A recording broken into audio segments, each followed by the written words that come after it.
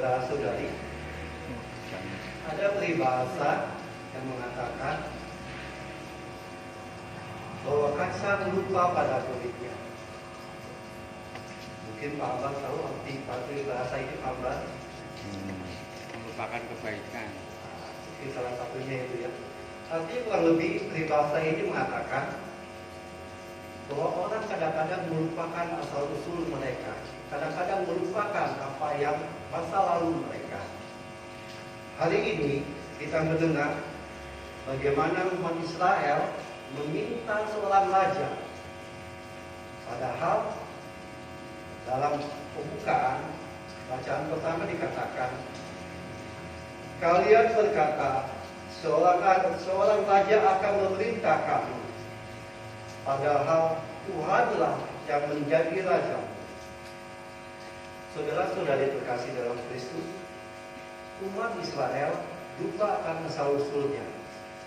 Seperti ketahui bersama, dahulu umat Israel adalah umat yang menjadi budak di tanah Mesir.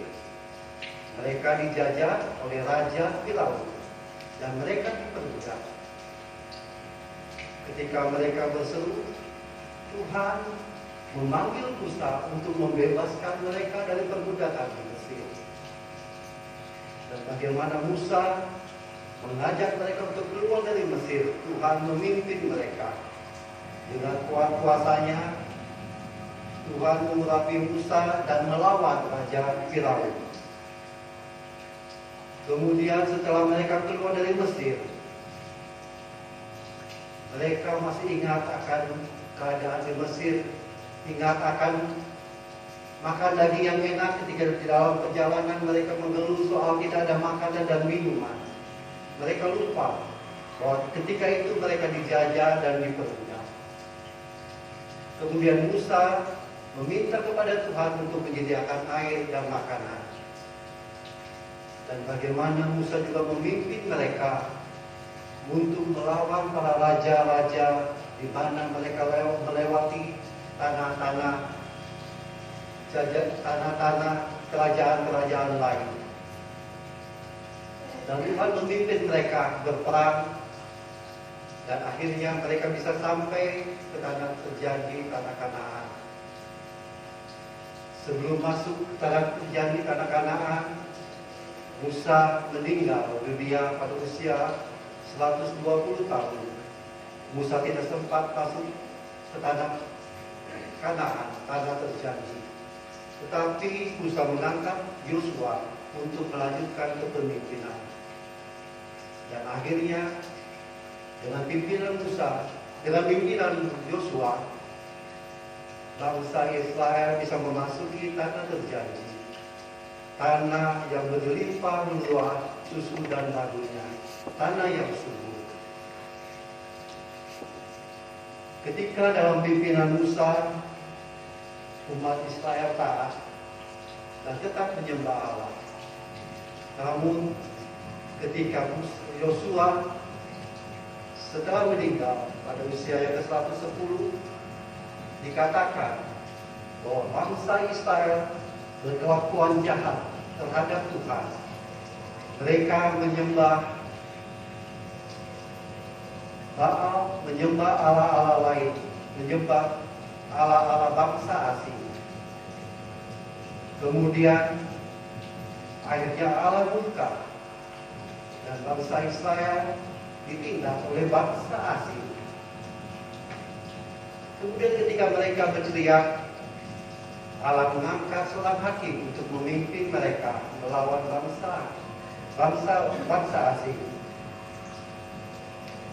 Ketika hakim itu diberkati oleh Allah, bangsa Israel bebas dari penindasan bangsa asing. Tetapi hari ini kita mendengar bahwa Israel meminta seorang raja untuk memimpin mereka. Padahal kalau mereka menemukan seperti dalam pembukaan bacaan pertama,